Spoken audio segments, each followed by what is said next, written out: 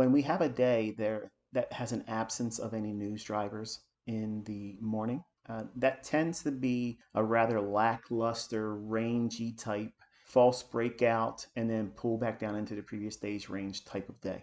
So I try to look for reasons to anticipate an afternoon move because the morning session can tend to be a little bit more, it demands a lot more experience, let's put it that way. Because you can get caught offside. You can think you see something that's there, trade it, and then it reverses and goes the other direction, or it goes into a consolidation. If you go to forexfactory.com and you pull up today's calendar, you'll see that there is a bond auction today at 1 p.m. Eastern Time.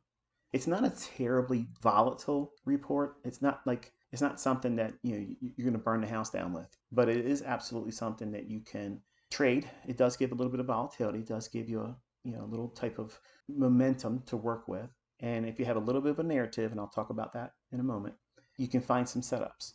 Okay, so we talked a little bit about how at 7 o'clock, at 8 o'clock, and at 9 o'clock, the immediate 30 minutes after that, or each one of those top of the hour intervals, we want to anticipate a opposing direction in the marketplace. So the assumption is you have already identified after 7 o'clock in the morning New York local time a relative equal high or relative equal low, or where price is smooth. Okay, the idea of you using these intervals as a starting point, a delineation in time. So okay, now I'm really focusing. It's 7 o'clock in the morning. Whatever's happened overnight during London, whatever's happened in the previous day's trading, I'm not factoring anything in yet.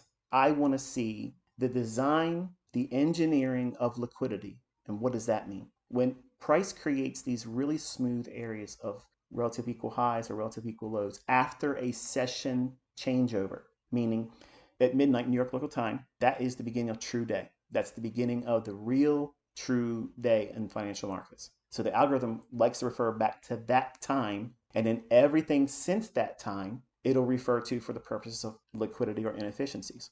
Outside of that, you'll have things like new week opening gap and or new day opening gap, which is what you see here on the chart. Every day, except for Friday, and this is for specifically the index markets, at 5 p.m., again, every day except for Friday, the market closes at 5 p.m. It stops and it pauses for an hour, and then it resumes at 6 p.m. Eastern Standard Time. It's something that is a long-term effect on price action. It'll be used for weeks, okay? And I'll explain it in a second. Here is the 459 candle on a 1-minute chart. So the up close candle, that is the closing price where we stopped, and it's the last print for NASDAQ on Tuesday going into the 5 o'clock stop. And then at 6 o'clock, when it opens up, that opening price, you drop a line segment on it, okay? And you're going to have about 5 of them because you're going to use the present week, or if it's on the weekend, the new one that forms on Sunday's opening price. You annotate that on your chart, and then you'll have 4 more prior to that. 5 days look back for new day opening gaps. New week opening gaps is 5 weeks.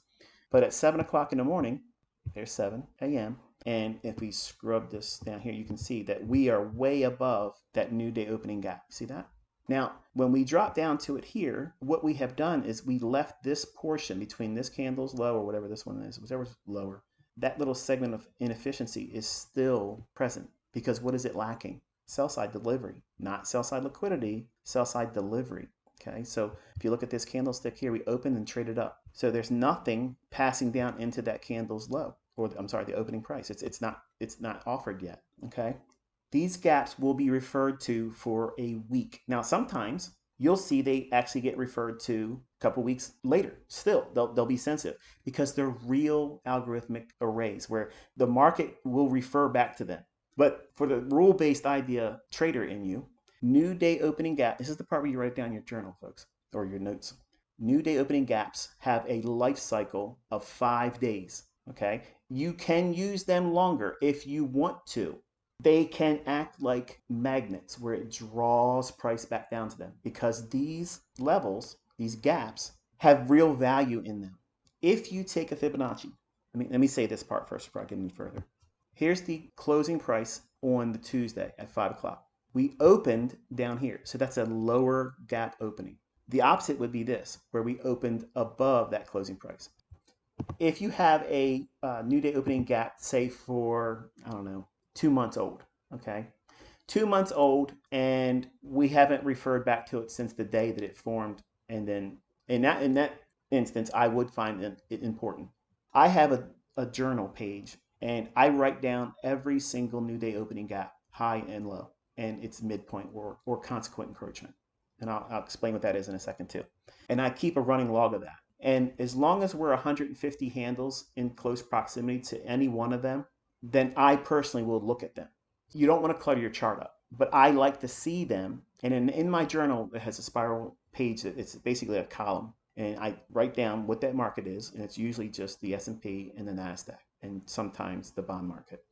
The high and the low and the consequent encroachment and the week that it opened up and formed. So for instance, this is for Tuesday, okay, on the day it formed. But is it for Tuesday's reference? No, it's for Wednesday's trading, and that's why it's labeled that way. If you have a holiday, skip that and add one more day to it. And that's kind of like your life cycle for new day opening gaps. New week opening gaps go back with a life cycle of 5 weeks. So you're always going to have 5 weeks of new week opening gap. And a new week opening gap is where we stop trading on Friday at 5 o'clock, and then where we open up at on the Sunday at 6 p.m. They tend to be very sensitive still 5 weeks back. Now, that's not it's ended at 5 weeks and you can never refer to them again. Okay. It's just a general rule or principle that you can start with. You're going to discover that they work 6 months, 9 months still away, because they are actual places where the market didn't really efficiently trade, as I'm showing you here.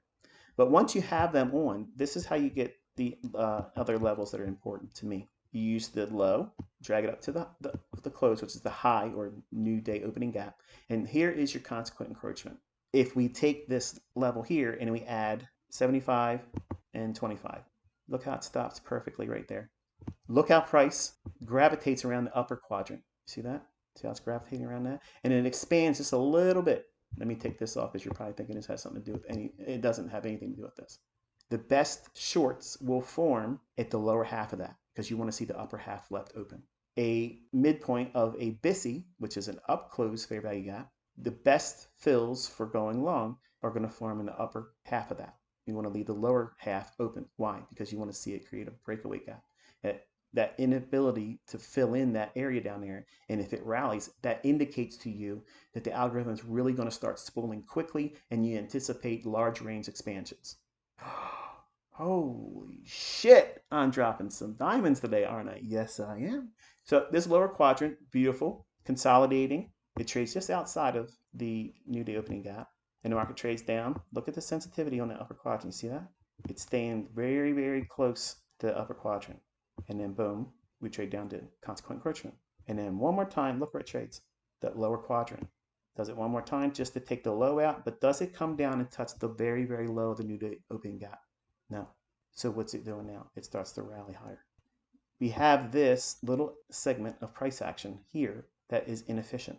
There's no trading down there. Once it formed this low, it starts moving higher. If you have these levels on your chart, even if this was to come down and touch that low here and then moved out of it, that does not make this high, that midpoint, or that low stale or of no consequence or importance anymore. It's still meaningful to me for 5 days, 5 trading days. So if this is for Wednesday, this is for your notes, make sure you write this stuff down now. Since this formed on Tuesday for Wednesday's trading, you have Wednesday's trading, so that's day 1. Thursday's trading, that's day 2. Friday's day 3. Monday is trading for day 4, and then Tuesday. So this new day opening gap is still valid until Wednesday next week. That's how I would classify it. Okay, so that way if you have any confusion about how long they're useful to me, or not that they're not useful, but I love the sensitivity around them for the next 5 days. But in truth be told, I will use them 9 months in the past if it's within the narrative I'm expecting to see price behave around them. And that part is experience. So we can see how the market leaves that area, but the ability to want to see it gravitate back to them every single day. And as long as we're in close proximity to them, they're going to be impactful to your trading.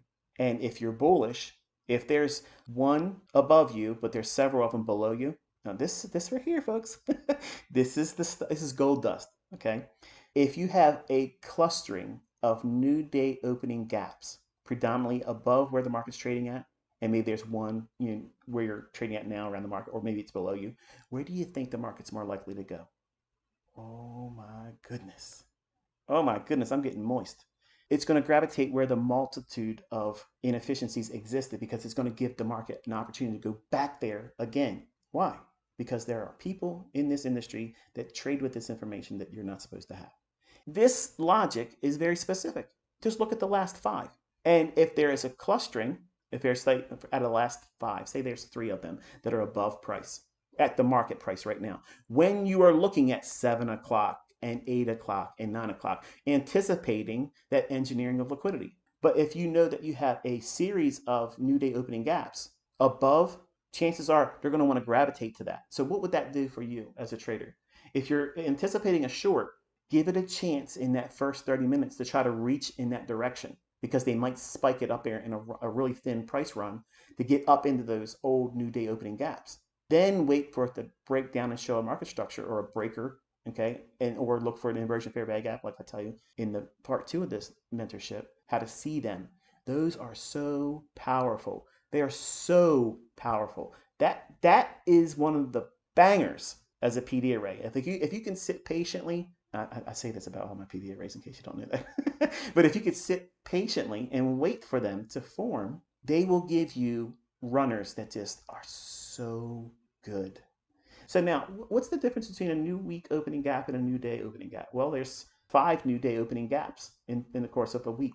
You only have 1 new week opening gap. So what do you think has more impact on a swing trade? A new week opening gap, because you're factoring the imbalance and inefficiency of a new week opening on Sunday at 6 p.m., where they've had a whole weekend to digest everything, and they use that opening price. Who's that? Those individuals that are in control of the marketplace. If we have a clustering of new week opening gaps below the marketplace, okay, I'm going to elect to see price try to gravitate to that. That's not a hard and fast, only going short. It just means that if I'm going to look for a long, I'm going to wait and see right away, do they want to drop it down there in that direction? It doesn't mean they have to trade to those group of new week opening gaps or new day opening gaps. Either or. It's a filter, okay? If we've only touched the new week opening gap or a series of new day opening gaps once, they're really sensitive, like they're hot. They're going to be they're going to see price draw back to them. That's just a guarantee it's going to happen. And what this does, it gives you a magnetized reference point of where bias can draw to, even before relative equal highs or lows form. Wait a minute, slow this down. Slow your roll, ICT. Say that one more time, because I think I just heard you say you can predict relative equal highs and lows before they form. Yeah, you're fucking right.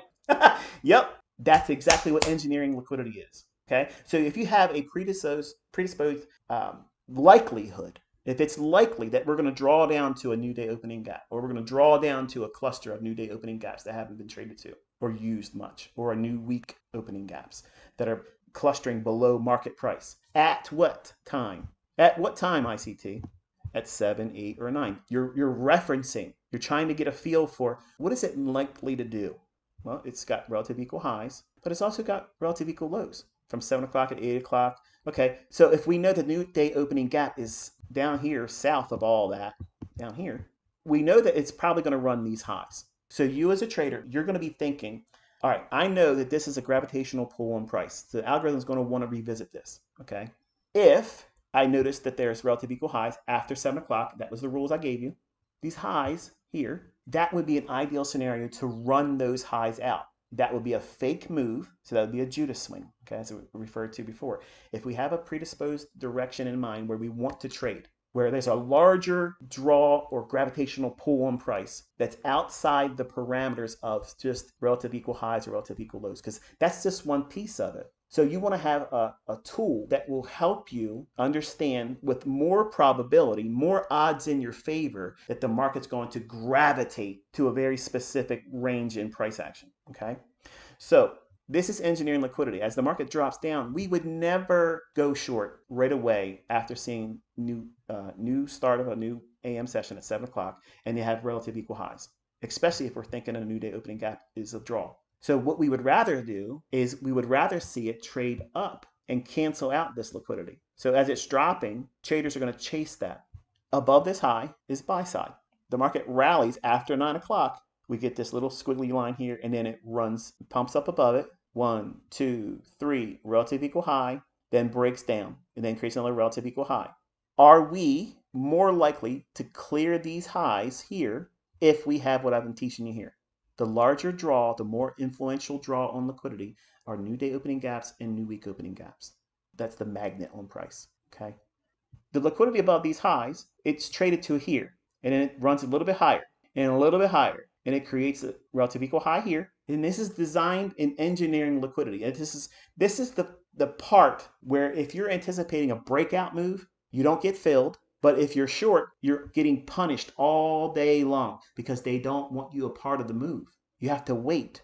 Wait a minute, what do you got to wait for, ICT? What did I mention at the beginning of this lecture? The economic calendar, there's an absence of any medium or high impact news driver in the morning session, where they're predominantly usually released around 8:30, sometimes 10 o'clock hour. But we had none of that today. But at 1 o'clock Eastern time, we had the bond auction. So in my mind, what I like to do is I like to sit still and wait for them to get everything all set up for that bond auction to release at 1 o'clock. Now, you can look at the economic calendar, and you can use what I'm showing you here today. Every single time they do a bond auction, if there's a day where there's no morning data, this is important now, because sometimes you'll have a bond auction, but there'll be morning news drivers. That doesn't hold true for this, okay? This is a condition, this is a setup, and a part of determining the narrative where it's just a clean shot. If you have no data, no reason for them to manipulate price in the morning session, okay? Write this stuff down. If there's no data, medium impact or high impact in the morning session, try to trade the afternoon session, because the cleaner price action will be after New York lunch. When does that happen? As early as 1:30, but starting between 1:30 and 2:30, there's usually some kind of a sweet spot that forms in price action where it's just really, really easy to see it. And even if you miss it, you can start using what I taught you yesterday, where you can use a very sub 1 minute chart and get in sync with the price run that's already unfolding on a higher time frame 1 minute or 5 minute chart. Okay. If this range is going to be anticipated that it's going to be sloppy in the morning, so don't trust anything in the morning and wait for the afternoon session. So what does that mean? I have to wait until at least 1:30. So at 1:30, that starts the afternoon session for me. Now, sometimes the moves can begin just a little bit before 1:30, and it's not a big deal. I don't care about that. But generally, I like to be in front of my charts at 1:30, because even if nothing forms in that next 30 minutes going into 2 o'clock, I know I can get something post 2 o'clock, because there's a silver bullet at 2 o'clock going in from 2 o'clock to 3. And if I miss that, or it just doesn't, if I don't get a good read on it, or it just simply doesn't do anything but go sideways, then I'm going to look at it in the 3 o'clock hour to the close. And if we're going to use the dynamic that was in play for today, obviously morning session, avoid it. There's no news. And the only information that was going to be used as manipulation or to upset or to engineer sentiment for traders is that 1 o'clock hour when they had the bond auction. Well, we have this low here and we have this low here. What does that make that? Relative equal low. So the condition is there that this is a high probability relative equal low for the purpose of drawing to it. Now here's a huge paradigm shift for you, okay? You're going to jump light years ahead in your understanding. The fact that we had the new day opening gap below that, that is a further like rocket fuel that this is going to be easy to trade to. We're looking for these types of things here, a higher low than the previous one that are in close proximity to one another. So this is a target that we would use to aim for going short at a time when the market is going to be used to accelerate around that bond auction number at 1 o'clock.